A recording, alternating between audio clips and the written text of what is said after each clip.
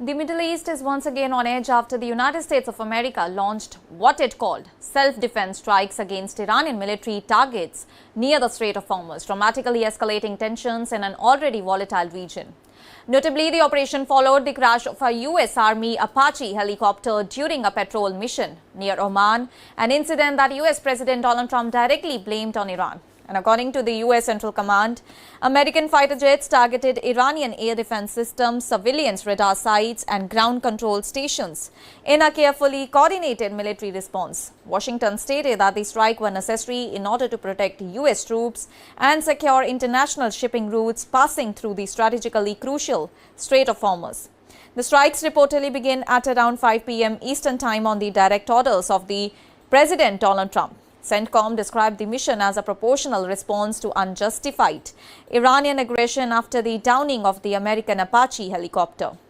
Fighter jets from both the U.S. Air Force and the Navy participated in the operation, and Iranian authorities later confirmed that several locations in southern Iran, including areas around Bandar Abbas, Jask, Sirik and Kishmaland, were hit during the attacks. Local reports suggested that infrastructure damage included destroyed water tanks and a damaged telecommunications tower in the Benami district. President Donald Trump claimed military officials informed him that Iran had shot down one of America's highly sophisticated Apache helicopters during a patrol over the Strait of Hormuz. Donald Trump stated that both the service members aboard the aircraft were rescued safely and suffered no injuries. He added that the United States must, of necessity, respond to this attack, emphasizing that the protection of American personnel remains Washington's top priority. However, questions still remain about the exact cause of the helicopter crash, and U.S. officials investigating the incident reportedly believe that the Apache may have collided with an Iranian drone, though it remains unclear whether the collision was intentional. Iran has strongly rejected all the accusations that it directly brought down the helicopter. Iranian Foreign Minister Sayyid Abbas Araghchi argued that foreign military forces operating close to Iranian territory are constantly at risk due to the accidents, human error or crossfire. He stated that the Strait of Hormuz is thousands of miles away from the U.S. shores and warned that the safest option for the foreign militaries would be to leave the region altogether. And soon after the American strikes, Iran announced retaliatory military action. The Islamic Revolutionary Guard Corps claimed that it launched drone attacks targeting the U.S. 5th Fleet headquarters in Bahrain.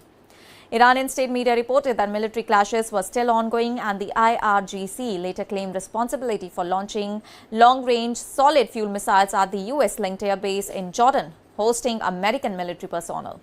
And according to the IRGC, the missile struck 4 major targets at the base, including hangars housing F-35 fighter jets and the main command and control center.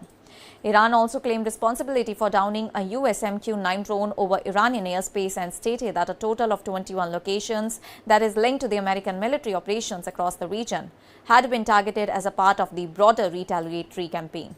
And as tensions escalated further, Bahrain's Ministry of Interior issued an urgent advisory asking residents and visitors to remain calm and immediately seek shelter after warning sirens were activated. Kuwait's military also announced that its air defense systems were intercepting what it described as hostile aerial targets, while urging the people to follow official safety instructions and rely only on government reports for the information. And the latest confrontation has raised major concern over the future of the fragile ceasefire between Iran and Israel. The truce had already come under strain after recent exchanges of fire between the two countries. Iranian state television reported that Israel's strikes earlier this week killed at least 2 members of Iran's air defense units, and the situation has now become even more dangerous as the United States directly enters military action against Iran. The Strait of Hormuz remains at the center of the crisis, and the narrow waterway is one of the world's most critical oil shipping routes, carrying a significant percentage of global energy exports, and any disruption in the region immediately impacts international oil prices and global markets. And since the broader Iran conflict intensified earlier this year, fears over supply disruptions have already contributed to the rising fuel and food prices across several nations. Meanwhile, diplomatic efforts to secure a permanent ceasefire between Tehran and Washington remain stalled. Mediators, particularly Pakistan, have reportedly been working for weeks in order to broker an agreement. However, both the sides continue to hold hardline positions, and the United States wants Iran to give up its stockpile of highly enriched uranium, while Iran is demanding sanctions relief and the release of frozen financial assets before any final agreement is reached. The situation is further complicated by the ongoing conflict involving Israel and Hezbollah in Lebanon. Israel military warnings issued to parts of southern Lebanon, including the port city, have increased fears that the conflict could spread even further across the region. Lebanese authorities are struggling to contain tensions, while Hezbollah continues to receive strong backing from Tehran.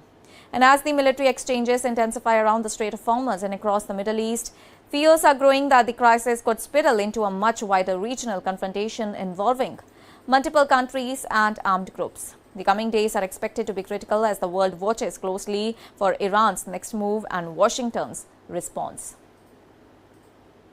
That's all for now. Stay tuned to the Savera for more updates. Do like, comment and subscribe to the channel.